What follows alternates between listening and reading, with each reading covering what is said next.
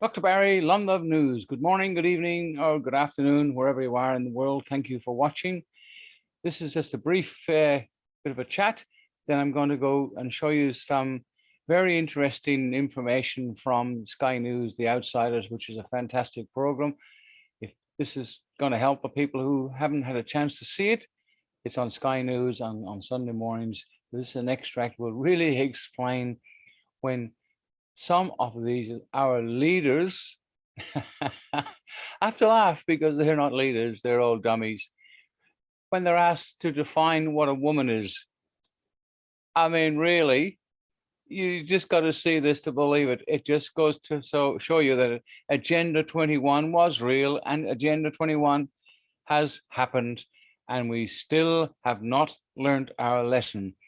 People watching this, yes, you guys have, but the 60% of the absolute fools outside will continue on in the same old rut, will vote for Labour, or in fact will vote for the two so-called preferred parties, because the Labour are the really, I'll show you a few extracts, I'll tell you why, and of course, the Liberals, which are aid and abet everything the Labour do. Back in the 70s, actually, I came to Australia in the early mid-70s. Great place, love it. Miss all Ireland, but you know, that's life, I guess. But Gough Whitlam was in power, and he destroyed the country.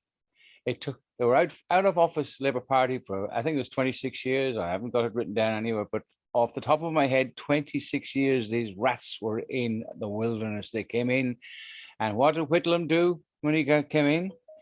He removed the Queen, the Royal Styles Act. He got rid of the defender of the faith, if you like, removed the people from the UK. He got caught, including a few other things he did. And the last lawful Governor General, Sir John Kerr, he got sacked, and he cried, and he says, God save the Queen, but nothing will save the Governor General. And what he meant by that is, we'll pick the next lot of Governor Generals and he will answer to the corporation, which now they are. They're no longer governments. And that's where we've got wrong. Whitlam created the Queen of Australia. Now, we don't know who that is, and there's no record of her. Later on, I thought it was Julie Gillard, but no, I was wrong. There is no such thing as the Queen of Australia. It's a con job. And the police forces, when they take an oath, which are also private companies, they take it to the Queen of Australia. So work it out, guys. You want to be continued to be treated like a mushroom? Vote for the major parties and you will be fed lots and lots of bleep, bleep, bleep. And then, of course, in comes wonderful Bob Hawke. Now, as I said, I met Bob Hawke through Carmel Lawrence years ago. He was a great guy. He really was a really great guy. But he was the last prime minister to take a lawful oath to Queen Elizabeth II, knowing that Whitlam already had removed this. He said, he swears to Queen Elizabeth, her heirs and successors, and so on. What a goddamn hypocrite. A common law from the people and put it into the statute system. And by doing so, he removed all living men and women's rights. The statute system deals with fiction. So a person, if you look up the definition of person, which you won't do, the guys watching this, but the people who need to do it won't do it because it's too much flaming trouble. All the information is on YouTube, on Lundov. Just go back and have a look. And then common law, it's still here and the people still have the power and we are fighting back and we're doing a pretty good job. But anyway, something else Whitlam was responsible for in 1975, that rat. I won't say God rest his soul because I hope it's not at rest. He signed the Lima Agreement.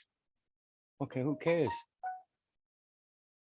We should care because that's why there's no jobs. All the jobs started disappearing. Factories were closing down. It was all going over to third world countries, which now they're whinging about, like China, which took advantage of it. Good on them. They were smart and they built their country up And now we're all whinging about it. Because people vote for the Labour Party and the Greens. They're both 1 and 1. But we just seen recently in Sydney by the Cossack guy, he's showing the Liberals and the Greens working together in Sydney. Yes, they're just as bad as each other. They're all traitors. They're all private companies, and they're having a laugh at you. So that we're coming up to an election. Bring a pen, not a pencil, because they'll give you one of them, a pen, go above the line and vote for the parties that never get mentioned on the criminal media. That's the enemy of the people, more so than the barristers and the solicitors. These are the enemy of the people. They won't tell you what's going on, but there are minor parties, lots of them out there, some good, some bad, and some brilliant. Vote for them. Get the two major parties out of the system, because then they are parties, all right, parties of destruction. Remember, do not vote for Labour, Greens, or Liberal. Labour, Liberal, they're all the same. They're all private companies, and they have destroyed your life, my life, and your children's lives, and our grandchildren's lives. And it's all down to you that know what's going on to get off your butts. Make sure people know what's going on. They don't want to listen, tell them anyway. They changed everything with our referendum, the flag, the national anthem. They have been laughing at us for years. One time when they came out, these criminal politicians had policies that said, oh, create more jobs, you know, more education. Now it's just a personality, one clown against the other clown, which smiles the best and which can outsmart the others in idiotic, nonsensical stuff. And it's down to you to make a difference. Let's go and watch Outsiders and see what our votes have allowed these criminals to do. Bye for now. Please subscribe, guys, on Rumble as well. Come up across to Rumble, and I hope this will be up there as well. Take care for now. Bye. Easter is not only the key moment of Christian belief, the resurrection of Jesus Christ, but it is also a pivotal pagan festival. Indeed, the word Easter itself is linguistically linked to estrogen, the main female sexual hormone. Easter eggs and bunnies represent birth and fertility, uniquely female properties. We all know what a woman is, or we should. For anybody who loves and admires women, the assault on femininity by the woke leftists over the last few years has been an outrage. Nowadays, the feminist movement itself has collapsed into a quivering heap of cowardice and self-censorship in the face of the most aggressive, intolerant, and oppressive campaign in decades, the militant transgender campaign, where the very women who got into their positions of leadership thanks to the work of women like Helen Reddy or Germaine Greer are too terrified to answer one simple question: what is a woman? That basic, straightforward question was put to the female head of the Workplace Gender Equality Agency, not once, but repeatedly, by the brilliant South Australian Senator Alex Antic last week. Yet she was unable to answer it. Are you able to provide me with a definition of what a woman is? So we use the definition that is generally used across all aspects of government that the ABS uses, and as I say, other forms of government. We let the companies, we don't define it ourselves in the Act, and we don't define it in relation to companies filling out the forms. We let the generally acceptable definition that companies choose to use be the basis of how they report to us. And what's that definition? So, as I say, it's not defined in our Act, and we let how companies capture that data in relation to men and women, although this year we also captured data on Gender X. Yes, that was Mary Wooldridge, whose salary you pay. The female head of a government agency that is supposed to ensure equality of the sexes. Can't define a woman. But it gets worse. Throughout that exchange, you may have noticed a rather important woman shuffling around in the background, suddenly busily checking her mobile phone. More about Maurice Payne in a second. But first back to Mary Wooldridge, still dithering around, unable to define what a woman is. Does the Act not say that a woman means a member of the female sex, irrespective of age? So I don't have the exact wording in front of me, but if you're reading from it, then that would be what it says. So the woman in the terms of the agency, therefore, is a biological woman? You've quoted the words of the Act to me, and that's the basis. As I say, we don't define it. Now, throughout that exchange, arguably the most important woman in the Australian government, the Foreign Affairs Minister, Senator Marise Payne, first of all acted as if she wasn't interested in the definition of a woman, and then stared daggers at her Liberal Party male colleague, Alex Antic, for daring to ask the question, what is a woman?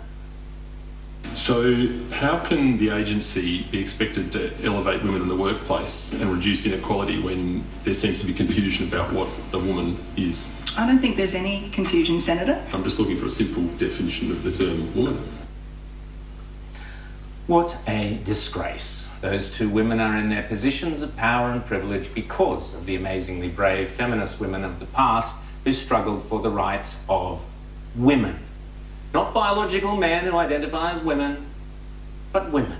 And these cowards are too terrified of cancel culture, of political correctness, and of woke virtue signalling to actually answer the question, what is a woman? Why?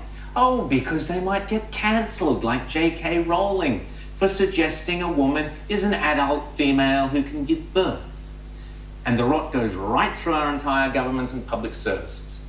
Having failed to get an answer from one set of bureaucrats, Senator Alex Antic tried his luck with another. From DFAT, the Department of Foreign Affairs and Trade, and its secretary, another woman, Catherine Campbell, and her colleague, yet another woman, Kathy Klugman, watch as they bumble around trying to work out what they themselves actually are. I'd like to know whether or not the department can and does have a definition for a woman. Senator, I'll ask one of the other officers to come to the table. I think we would stick with the Public Service Commission, but I'm not sure that I hadn't heard that question before, so I will ask if there's anyone else who can assist. But I don't think I've got that at the moment. Do we have a definition of woman? In relation to, no, I don't think we do. Okay, so it's clear these government women can't define what a woman is. Indeed, I mentioned Germaine Greer earlier, one of the great Aussie feminists. She can. She's very clear why these women refuse to define what a woman is. It's because they are frightened to. Apparently people have decided that because I don't think that post-operative transgender men, i.e. M2F, transgender people are women, I'm not to be allowed to talk. A great many women don't think that post-operative or even non-post-operative transsexual M2F transsexual people look like, sound like, or behave like women, but they daren't say so. Germaine Greer is, of course, totally correct. Women are now too cowardly and too intimidated to stand up for the rights of women. That's understandable if you're a working single mum who's terrified she'll lose her job in some ghastly woke workplace. But it is unforgivable amongst the highly paid and privileged women who we entrust to run our country. Still, no doubt, the medical bureaucracy, you know, those same chief health officers and COVID experts who have dictated and mandated and controlled all our lives for the last 2 years, so sure and confident in their superior medical and scientific expertise, surely they can define a woman. I mean, they can identify an invisible microscopic virus wherever it is, so surely they can define what a woman is. Apparently not. Here's Chief Health Officers, Professor Paul Kelly and Dr. Brendan Murphy. Here's Lieutenant General John Fruin, the COVID commandant. Here's John Skerrick from the TGA, who decides what drugs we do and do not have. And here's Anne Ruston, who will be our next health secretary. Watch now as these five, the five chief health officers who have dictated and determined all our lives these past 2 years, squirm and rub their sweaty palms on their trousers and giggle like nervous little school kids, but refuse to answer the question, what is a woman? Can someone please provide me with a definition of what a woman is? Department of Health. Definition of a man, definition of a woman. Anyone? It's pretty basic. Basic stuff. Professor Murphy. I think there are a variety of definitions, and I think Just a simple one. Perhaps to give a more fulsome answer, we should take that on notice. You've got to take on notice Yeah. the question of what a woman is. No, well, there are a variety. It's a very contested space at the moment, Senator. It's not just there are a woman obviously who's born a woman. definitions, but there are definitions in terms of how people identify themselves. So we're happy to provide our working That definition is on one those. of the. I've only been here 2 years. That's the best thing I've seen thus far. Thank you so much. The bureaucracy in this country are cowards, buffoons, and hypocrites. They rule over us and impose the most draconian measures on us. They close down our businesses. They separate us from our loved ones. They lecture us about what we can and cannot do, what we can and cannot say, and even what we can and cannot think. They tell us we are bad people if we ask about alternative treatments, that we are unclean if unvaccinated. They harangue and patronise us daily on the news. But they have no idea what a woman is. I must say, thank goodness for Senate estimates and those few senators like Alex Antic, brave enough to tackle the woke bureaucrats of Canberra. I must also say, thank goodness for the Liberal candidate for Warringah, Catherine Deves. Unlike the cowardly Maurice Payne, who sat mute throughout Senate estimates when she could easily have stepped forward and said, allow me to answer what a woman is. I am a woman. But no, total silence. Unlike Catherine Deves, who has shown she is prepared to fight for you, for women, for girls, as we discussed earlier, with her lobby group that she co-founded, Save Women's Sports. I say again to the men and women of Warringah, and in particular, but not exclusively, the Conservative or the traditional Labor voters of Warringah, you now have a unique opportunity to shatter the power of the woke fascists in our communities. You now have the power to win a major victory for the women and girls of this nation.